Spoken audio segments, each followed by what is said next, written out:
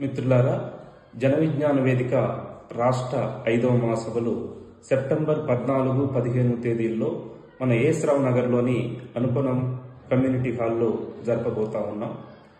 ఈ మహాసభలకు తెలంగాణ రాష్ట్ర నలువైపుల నుంచి దాదాపు 400 మంది ప్రతినిధులు హాజరబోతా ఉన్నారు. మన మేడ్చల్ జిల్లా కమిటీ ఈ ప్రతినిధులందరూ కూడా ఆతిథ్యం ఇవ్వబోతా ఉంది. ప్రధానంగా జన విజ్ఞాన వేదిక విద్యార్థుల్లో సైన్స్ పట్ల ఆసక్తి పెంచడానికి చెక్కుముఖి సైన్స్ సంబరాల పేరిట అనేక కార్యక్రమాలు నిర్వహిస్తూ ఉంది. అదేవిధంగా సహజ పానీయాలను తీసుకుందాం, కూల్ డ్రింక్స్ను వ్యతిరేకిద్దామనేది అనేక కార్యక్రమాలు నిర్వహిస్తూ ఉంది. ప్రధానంగా జన విజ్ఞాన వేదిక సంవత్సరం మొత్తం నిరంతరం అనేక కార్యక్రమాలు నిర్వహిస్తూ ఉంది.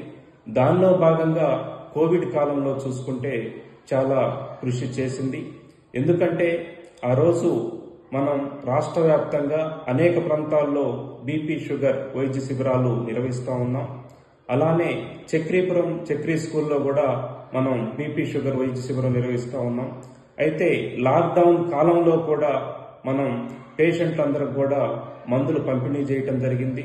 దాదాపు 200 మంది పేషెంట్లకు వాళ్ళ యొక్క నివాస ప్రాంతాల్లోనే దాదాపు 7 ప్రాంతాలని గుర్తించి వాళ్ళ ఇళ్ల దగ్గరికి వెళ్ళి మనం లాక్డౌన్ కాలంలో కూడా మందులు పంపిణీ చేయటం జరిగింది.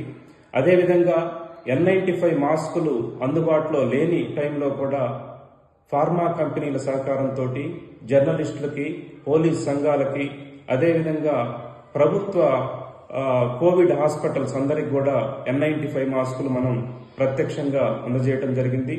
అదేవిధంగా నిత్యావసర సరుకులు వలస కార్మికులకి అందజేయటం జరిగింది. టెలిమెడికల్ పేరుతోటి దాదాపు 20 మంది డాక్టర్స్ను ఎంగేజ్ చేసి మనం ఫోన్ ద్వారానే వైద్య సహకారం అందజేశాం.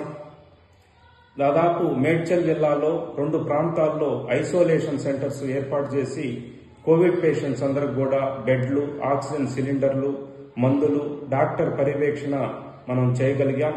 అంటే నేను చెప్పదలుచుకుంది ఏంటంటే జన విజ్ఞాన వేదిక ఈ సహాయ సహకారాలు చేయటంతో పాటు కోవిడ్ కాలంలో కూడా మన కార్యకర్తలు నిరంతరం కూడా సేవలు అందజేయటం జరిగింది.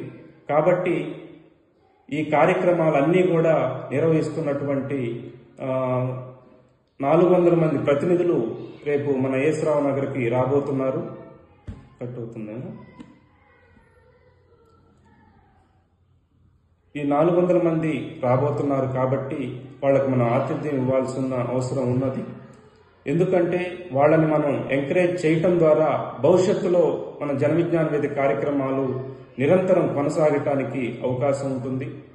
దీని అవసరానికి మనం విరాళాలు ఇవ్వాల్సిన అవసరం ఉంది. కాబట్టి ఈ గ్రూపులో ఉన్న సభ్యులందరూ కూడా స్పందించి వెంటనే విరాళాలు ఇవ్వాల్సిందిగా కోరుతా ఉన్నాం. Thank you friends.